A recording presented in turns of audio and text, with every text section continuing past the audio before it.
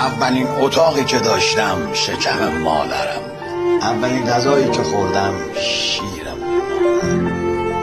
اولین تختی که روش خوابیدم پاهایم مادرم بود.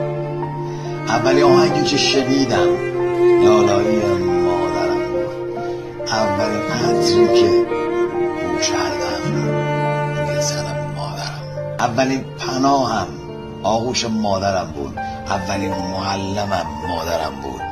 اولین دکترم مادرم بود. اولین دوستم مادرم بود. اولین عشقم مادرم بود. اولین کسی که دستمو گرفت، اولین کسی که تو مشکلات کنارم بود، اولین کسی که من رو از خودش بیشتر دوست داشت مادرم بود. میگن اولین ها هیچ وقت فراموش نمیشن و مادر اولین و فراموش نشدنی ترین آدم زندگی همه ماست. اون وقت ارزش پرستیدن نداره مادر.